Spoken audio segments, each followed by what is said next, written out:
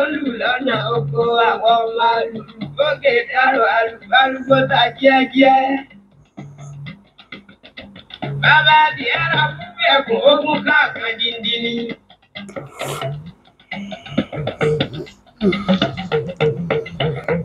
Ọ̀pìyàkù. Kí gbọ̀ngàn lọ́wọ́ ṣe déédéé ara wọn, ìyá àlùfáà máa tàkókò ọmọlé. Ọdọwọ́ yóò máa jẹ́ àbàjẹ́ owó ni wọ́n fi ra wá.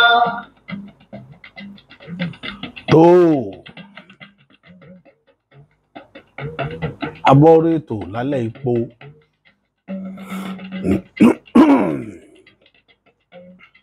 Ọ̀pọ̀lẹ́kì Olùyíṣà.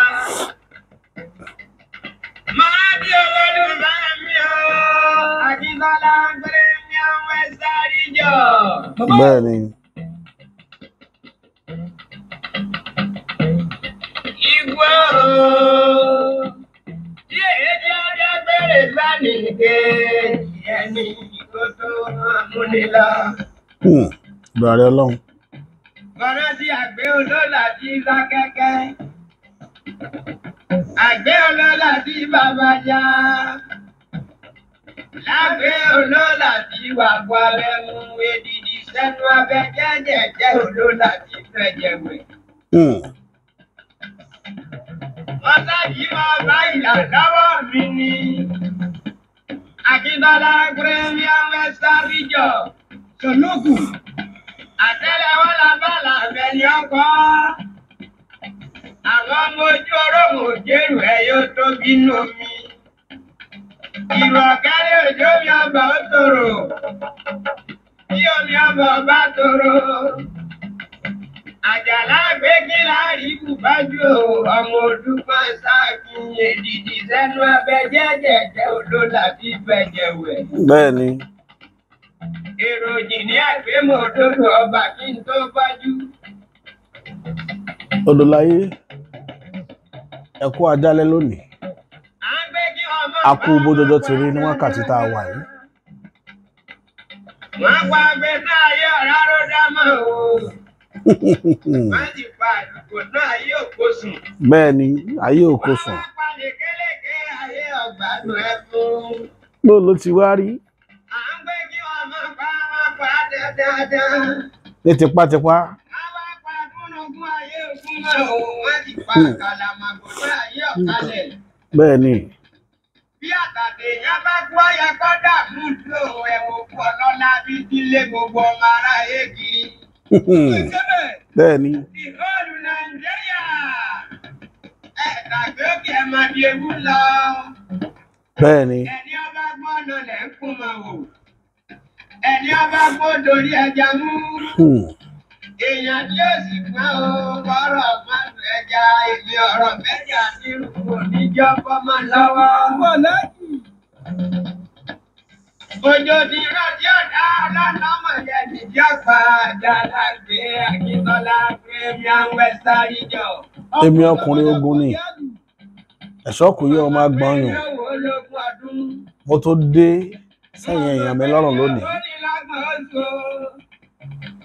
Lórí ètò tí mo ṣe lọ ni kò parí.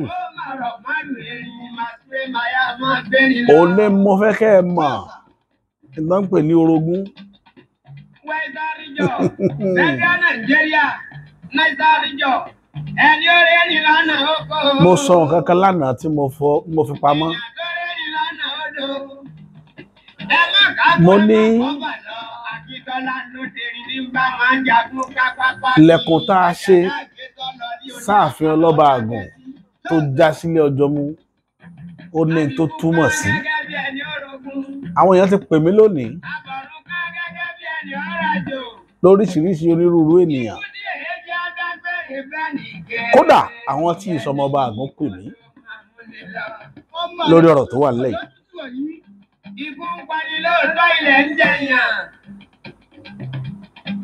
Ilé ọjọ́ mú ilé ńlá ni. èmi dúpẹ́ pé wọ́n bí mi nílé ọjọ́ mu mo fọwọ́ rẹ̀ sọ̀yà mo dúpẹ́ lọ́wọ́ Ọlọ́run ọba o pé ilé ọjọ́ mu láti bí mi. Ọ̀run dẹ̀dẹ̀dẹ̀ kọ́ tẹ̀lẹ̀ bẹ́ẹ̀ ni ọ jáde láyé. Bàbá wa Laolu Okunoye ọ̀run orí rẹ o. Adégòkè lọ́lọ́ lé ìyá lọ mú. Kádàrá ló ṣẹ lórí rẹ. Laolu Okunoye kádàrá ló ṣẹ lórí rẹ. Àwa tá a jọ ọmọ lẹ́yìn rẹ à ń ṣe lédè ọ. Ilé ọjọ́ mu ò ní bàjẹ́ láíláí ó dé ìwòsà. Bẹ́ẹ̀ ni Odòláyé Àrẹ̀mú ò parọ́. Ọjọ́ kan gbọ́ kí ó dìtàn. Wàláhì. Bàbá wí fún apababa láwo bí ẹni pé ọ̀gọ́ bá. Ikú pọ́sẹ̀kù bí ẹni pé olóògùn. Nígbà míì, àbá pàápàá, ikú bí ẹni pé ọ̀lọ́lọ́run ọba. Bẹ́ẹ̀ ni. Ikú láìla. Tí ń gbé ní tí. Sallallahu alaihi wasallam. Ẹgbẹ́gun kí máa ń dọ́gọ́ alábìdùn lárí. Aláwọ̀ débì kankan ò. Ikú iná ní nǹkan. Ikú iná ní nǹkan. Ẹ̀sìn kò di ẹ̀lẹ́rìí aré. Yí má dàgbà kò di ẹ̀ lọ́dọ̀ yìí. Ibrahima Táwò ó kọ pé lọ́nà ọ̀fà. Bí eré ó kú eré aláwo. Bẹ́ẹ̀ni ó bá kú eré ó láwo. Yóò láwo sangandan. Bí ẹ̀gbọ́n ó kú ẹ̀gbọ́n aláwo sangandan. Ẹ̀fọn aláwo sangandan. Ibrahima Táwò. Wọ́n ṣe bẹ̀ẹ́ lẹ̀ ọ́. Àwọn ọmọ Bani Ádámù àwọn òjé wọn dúró ọ̀run wá. Láti méjèèjì. Ayé ọmọ ayé, èèyàn ọmọ èèyàn, èèyàn abìdíyàn yà. Ayé ìjẹ́bẹ̀. Ìgbà tí ayé bá dé èèyàn tán. Wọ́n á fi ìdárò bọnu. Ayé bá ṣèyàn tán wọn á rólóore ògbé tílé. Bẹ́ẹ̀ ni. Bẹ́ẹ̀ ni. Ayé bínú Yorùbá dayọ̀ sí ẹ̀pẹ̀. Ayé bínú àjàdá pé wọ́n kọrí ẹ̀sọ́ náà ro Akíntọ́lá. Mo tún sọ̀rọ̀ lórí ilẹ̀ tá a fáwọn ọmọ Moyegun ṣùgbọ́n táwọn ọmọ Abaya ò lẹ́tọ̀ọ́ sí.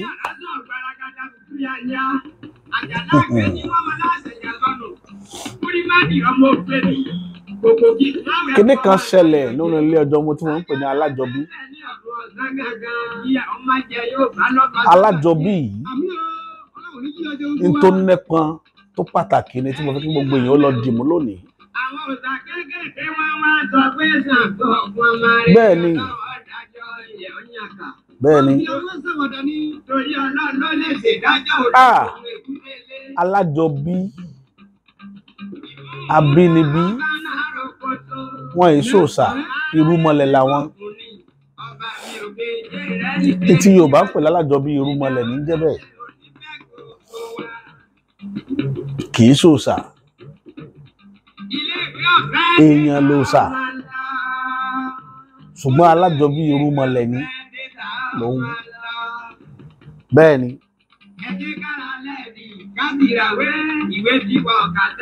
Ilé ọjọ́ mu. Ìgbà wo la kàwé tó di bàbá?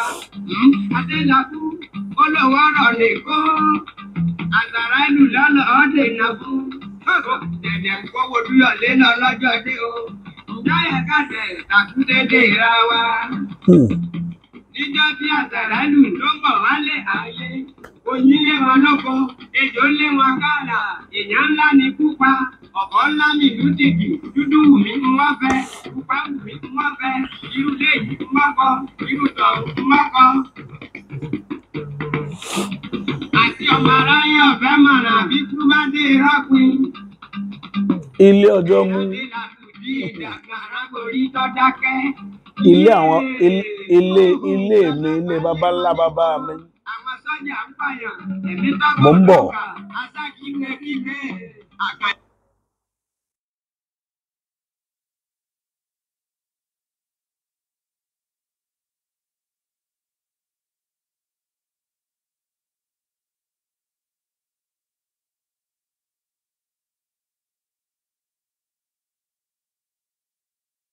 àwùyé bàbá àfẹjì ọ̀lẹ́ ò lè ṣègbàgbọ́ ẹni tó bá rojú òní kí òun àìsọ̀jẹ̀ kájọjú dì ní gbogbo ẹni tí máa ń. ẹni bá ń sọ̀jẹ̀ ìṣojú ń tì mí gbogbo ààyè tó lúwa bá ló gbé mi déṣe tí mò ń ṣe yìí.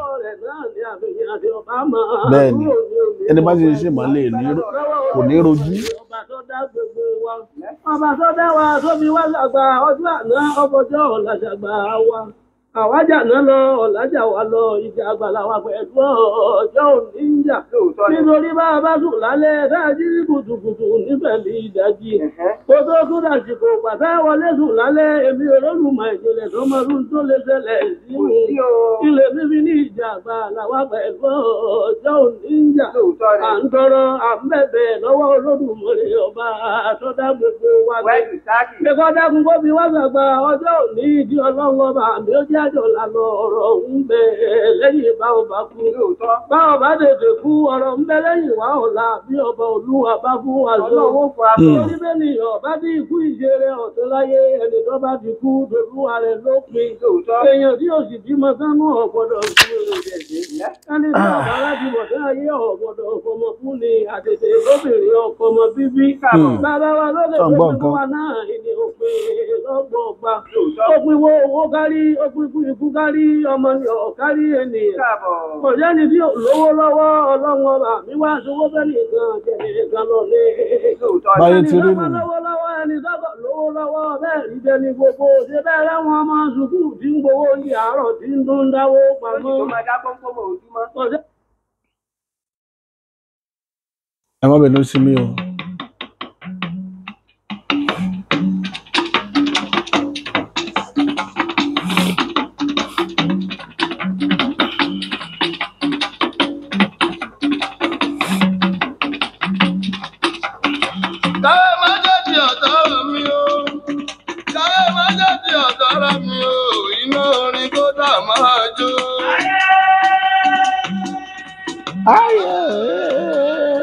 Òkèrè tí a gbọ́ nínú òní jẹ́ wọ́n ìlọ.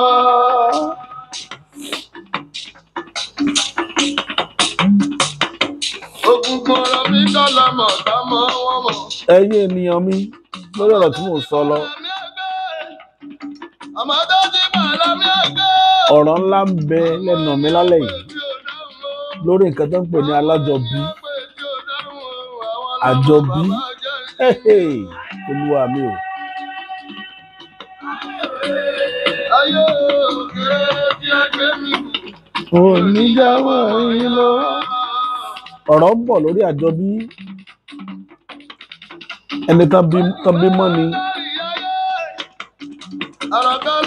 mo sọ lánàá mo níyàwó méjì ni bàbá wa Laolu Okunoye bí ló fẹ́ sọ́rí ó fẹ́ ìyàwó méjì ṣùgbọ́n náà àwọn ọmọ rẹ̀ tó lókìkí torúkọ rẹ̀ sì ti jáde ní dàdá wà ìyàwó kejì ló sì gbé dàdá wọn kì í wá fi orúkọ dàdá yìí wọn yìí fi pè Laolu Okunoye o orúkọ ìyá rẹ̀ náà fi sí wọn máa ń pè ní dàdá Abaya. Ayẹlọmọ wúrà ètò ti wọ̀ mí lára ní sùúrù fún mi náà. Dàdá Abaya yìí nínú àwọn ọmọ tí òkìkí rẹ̀ kàn nú ọmọ Laolu Okunoye ni.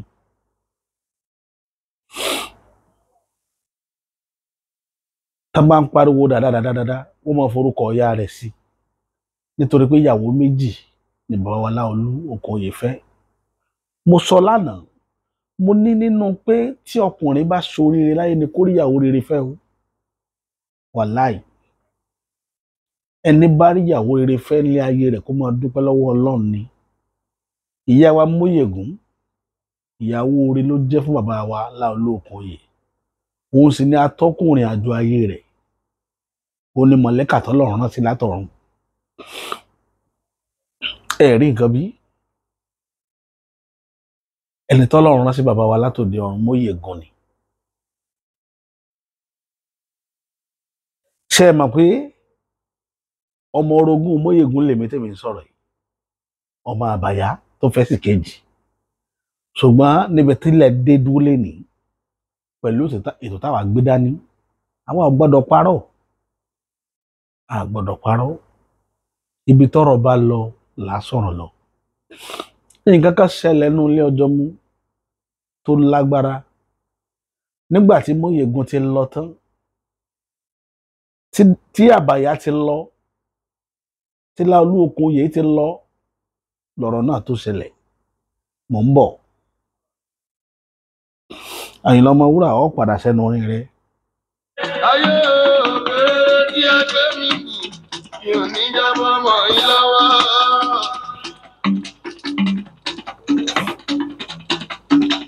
Àtàtàgbọ́ ìmọ̀ òtòjì ọ̀tá ló gbé dání o.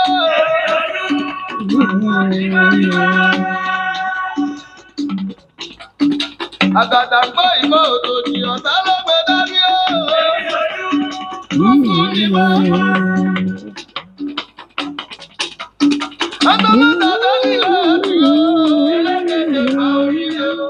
Ibi ayé àti ìgbà wa lọ, òtútù kan kò gbọ́dọ̀ mẹ́jọ nínú ìbú. Ayé tí a gbọ́dọ̀ gùn mi ò ní já mọ́ yín lọ́wọ́.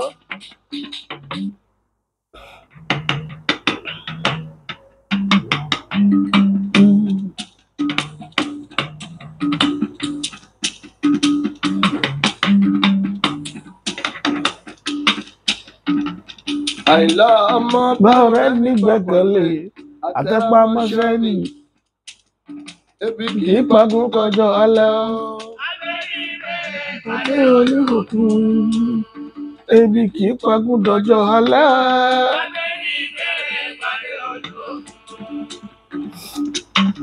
Ilẹ̀ ń lè owó kárí o.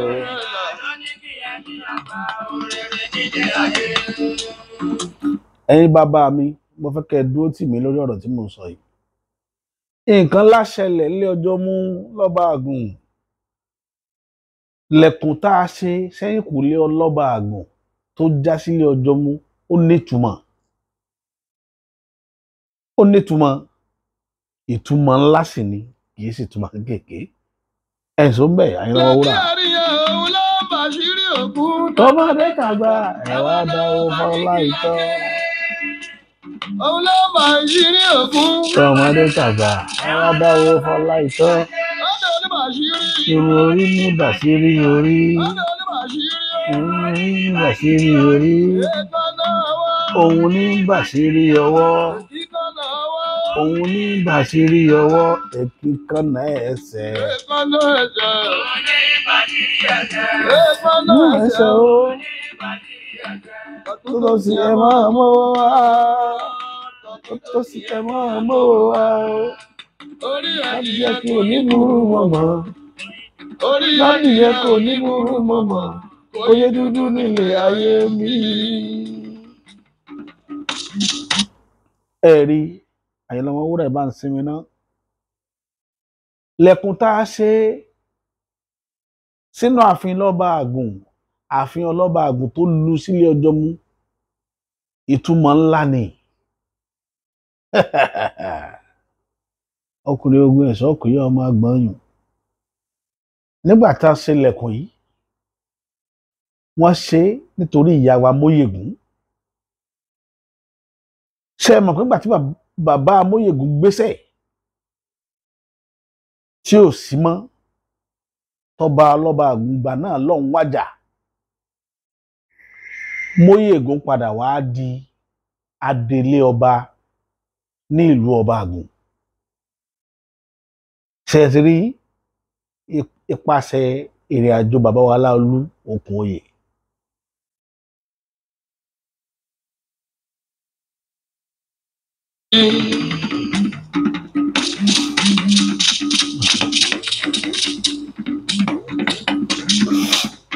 Alágbàfọ̀ kì í bínú mi o, Ògún dàbí èdè bà mí mówó wá.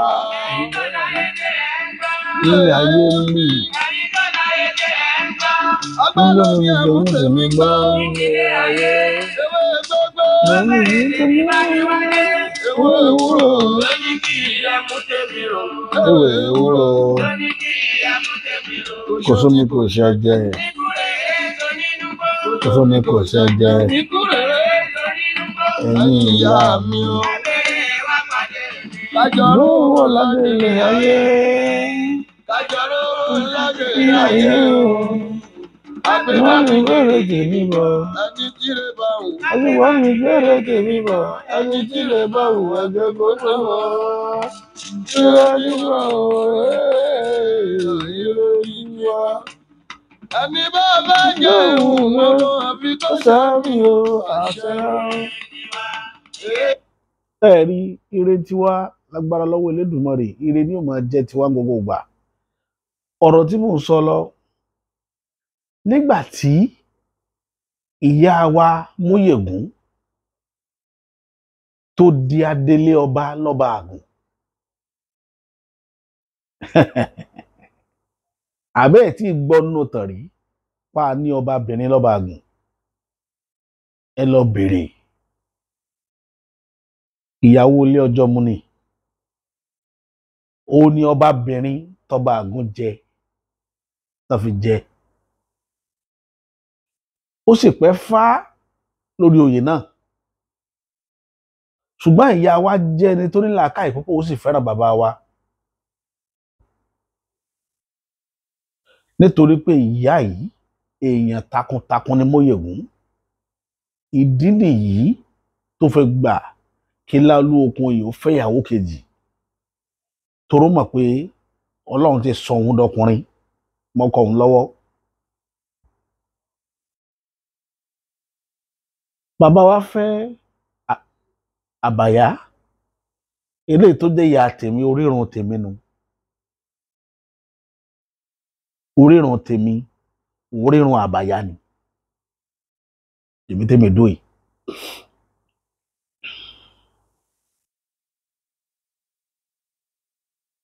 Ìdí nìyí tí wọ́n fi filẹ̀kùn sí ààfin ọlọ́ba Àgùn láti já sí ilé ọjọ́ mú.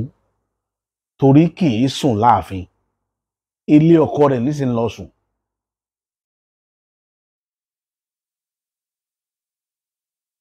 Nígbà náà lọ́hùn, ilé tí bàbá wa Laolu Okunoye kọ́ fi ìdí ti àpáta ọ̀gángan bíi tí ọjọ́ mú Adégòkè kọ́ ilé sí.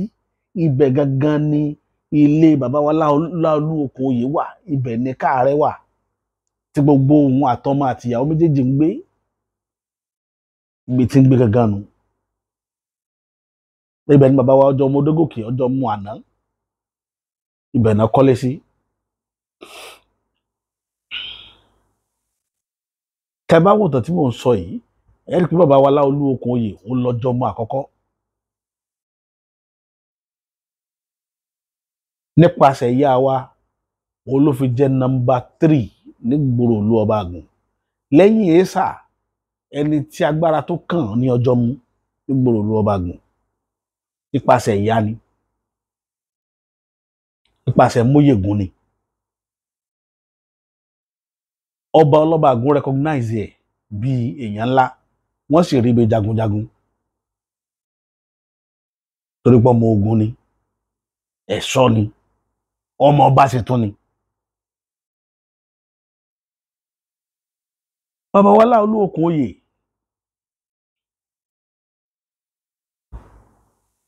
ó fẹ́ Moyegun. Moyegun sì tọ́ ìrìn àjò rẹ̀. Orí gbèwé náà owó ṣe gbé bàbá wa Laolu Okunoye.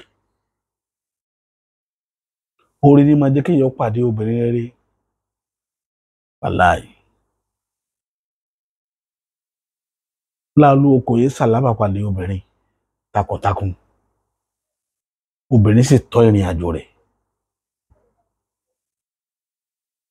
Ipò tí bàbá wa Laolu yìí wà, ẹ̀gbọ́n rẹ̀ tán jọjọ tẹ̀dó sí ní ṣà kò ní. Kẹ́mọ ohun torí dá nínú ìrìn àjò rẹ̀.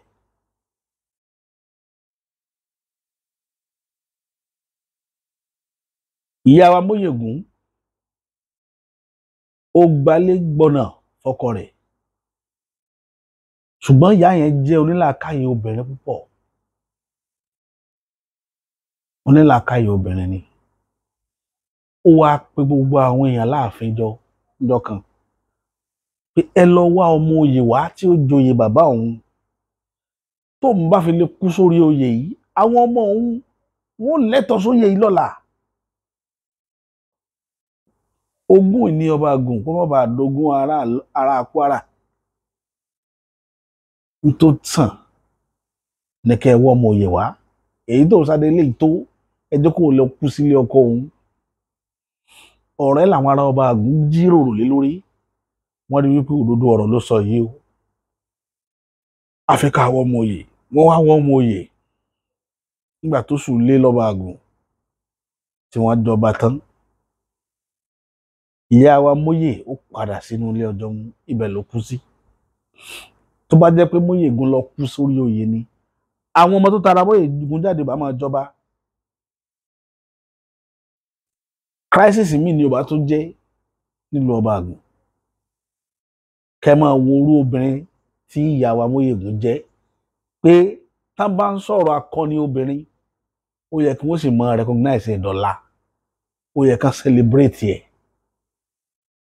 Moyegun ọ̀run rere ìyá yẹn ló kọ́kọ́ gbálẹ̀ ilé ọjọ́ mu Moyegun ni. Ìdí rèé tí obìnrin kan tá bá fẹ́ ilé ọjọ́ mu tó bá wùwàkiwà sọmọ ilé ọjọ́ mu obìnrin yẹn ò ní gbọ́ pámọ́ tó fi fàyè lẹ̀ ẹ lọ wádìí ẹ̀ wò dáadáa àyàfi tó bá pàwọn la jẹ̀bi obìnrin yẹn ló kù. Gbogbo obìnrin tá a bá ti jẹ̀bi tó bá lọ lọ́kọ tó bí yóò kọ̀ wálẹ̀ ó padà lọ lọ́kọ ń bò mí kò ní gbọ́ pa táyé ò fẹ́ parẹ́ ẹ lọ wádìí ẹ̀ dáadáa àṣírí ibẹ̀ nu ara àwọn ìrìn àjò tí Moyegun rìn nù toró ló build ilé ọjọ́ mu. Mo wá fẹ́ padà sórí ìyá mi Abaya ṣé mo pé ìyá tèmi làbàyá ẹni tí wọ́n fẹ́ lé Moyegun nígbà tí bàbá wa Laolu Okunoye tó ti lọ tí ò sí mọ́ tí ìyá wa Moyegun ti lọ tí ò sí mọ́ tí Abaya ti lọ tí ò sí mọ́ nǹkan kan ṣẹlẹ̀ nílé ọjọ́ mújọ́ kan òun là fi mọ̀ pé alájọbí tẹ̀ ń wò irúmọlẹ̀ ni kì í ṣe èèyàn kì í ṣòṣà. Ọ̀rọ̀ àjọbí ṣẹlẹ̀ níjọ́ kan láàrin àwọn ọmọ. Ẹgbẹ́ mo ṣàlàyé lánàá pé àwa tá a wá láti ọ̀dọ̀ Abaya àwa la fìdí ti sàlẹ̀ àwọn tó wá látọ̀dọ̀ Moyegun àwọn ni wọ́n fìdí sídìí òkè sókè ilé ọjọ́ mu àwọn apá kèyẹn àwọn ni wọ́n dásẹ̀ síbi ilẹ̀kùn tó já sínú ààfin torí pé ibẹ̀ nìyá wọn máa gbà wọnú ààfin nígbà tó fi jọba lọ́ba Ògùn tó fi jádélé sọ́rí.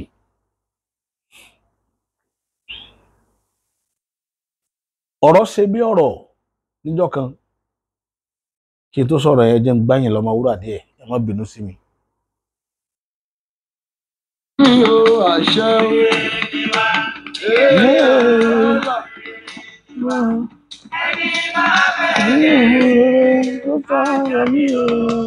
Adigilajà Àyìnlá bẹ́yàn bá pé kí má ṣe tèmi bí kí bá ju Abaya ẹ̀kọ́ bí jàgbá bá ju Abaya ẹ̀kọ́.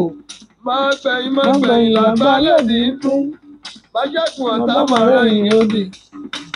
Ikú bá ń pa wọ́n lẹ́wọ̀rọ̀. Adigilajà Àyìnlá ọmọ Yẹ̀sùfù. Kí wọ́n má máa ka tèmi mọ́ wọn lórí pé wọn kì í ka gbé kúrò kí mọ́ kí ló kó lé wọn kì í kẹ̀rù mọ́ wọn ọbẹ̀ níṣe. Ṣọ̀kọ́ òní ká mọ́ ṣáà mọ́ òun ẹ para. A ò ní gbọ́ pé ẹ̀gbọ́n ní gbọ́kú rẹ̀ lẹ̀. Àyìnlá ò ní gbọ́ pé ẹlẹ́wọ̀n ṣọ́ mi o. Ìrètí wa. Àríwú ìrètí wa o. Ẹni bá bá jẹ́ òun rẹ̀ àbí kò sáábì o. Má bínú Àyìnlá ọmọ wúrà. Bí ọ̀rọ̀ tí mo wá ń sọ lọ. Ìyá wa Moyegun lọ, bàbá wa Okunoye, Laolu Okunoye náà lọ, ìyá wa Abaya náà lọ, ló bá ka wa ọmọ tó produce sílẹ̀ ọjọ́ mu. mo sọ lánàá nù tán mi nínú àlàyé tí mo ṣe lánàá ni wípé àwa tá a wá láti ìsàlẹ̀ torí pé ìyá wa yìí sọmọ ọba àgùn àní access sí ọ̀rọ̀ kankan lọ́ba àgùn ànílẹ̀ àwọn Moyegun nìkan ló láṣẹ̀sì sí gbogbo lẹ́gbòóta gbogbo oko òdì òkè àwọn náà ní tán bá fún wọn nílẹ̀ bá ná fáwọn ọmọ àjòyèbá nílẹ̀ ní igbó lámù àwọn Moyegun ni wọn ò fi lé lọ́wọ́ tọ̀rọ̀ àwọn nájọ́ mọ nílùú. Wọ́n nílẹ̀ kan ní Ayaba àti Òkè Afún. Ayaba yìí ó súnmọ́ ìlú gan oko ni ibìkan wà tí wọ́n tó ń pè ní oko Òkè Afún òun náà súnmọ́ ìlú kò jìnnà sáyaba. Gbogbo wa nílé ọjọ́ mu náà ni gbogbo àwọn ọmọ ẹlẹ́jọ́ àwọn náà ni wọ́n ń kọ̀pẹ́ ẹ̀bẹ̀ wọ́n ó kọ̀pẹ́ Ayaba wọ́n ó kọ̀ ti Òkè Afún wọ́n ó kọ̀ ti gbóòlámù wọ́n ó kọ̀ ti gbóòtá wọ́n ó kọ̀ ti di òkè wọ́n ó kọ̀ káàkiri gbogbo ibi tí ilẹ̀ ti tọ́ sí wa ní ọjọ́ mu. Epo tí wọ́n bá wá ṣe ó nínú àmù ńlá tí wọ́n ó dà sí. Tá bá wá da epo yìí sínú àmù lọ́dún kan ọ̀rọ̀ wá wáyé láàrin ọmọ orogún méjì. Orogún ilé ọjọ́ mu nǹkan kan ṣẹlẹ̀ nílé ọjọ́ mu tó lágbára ìvẹ́ǹtì tó lágbára tí mo sọ̀rọ̀ nípa rẹ̀ ló fi mo fẹ́ sọ yìí. Ìvẹ́ǹtì ni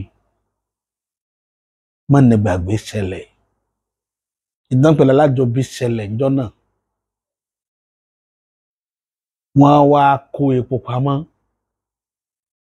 wọ́n wá yọwọ́ àwọn ọmọ Abaya kù ńbẹ̀ pé ẹ̀yin ò lọ́tọ̀ọ́ sí epo tá a ṣe yìí o torí epo tá a ṣe yìí epo ìyá àwọn ni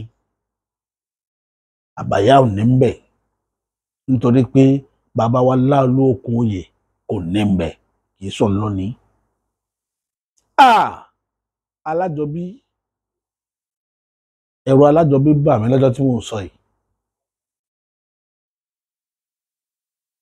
Wọ́n kẹ́kọ̀ọ́ pamọ́ wọ́n sì tilẹ̀kùn mọ́ wọ́n sì sọ kọ́kọ́rọ́ rẹ̀ sápò olúkálùkù gbalé ibi tí ó sùn lọ nígbà tí gbèrègbè tilẹ̀ pa tó dòwúrọ̀ ọjọ́ kejì inú àmù ńlá tí wọ́n máa da epo sí nígbà yẹn tí wọ́n ń pè kókó epo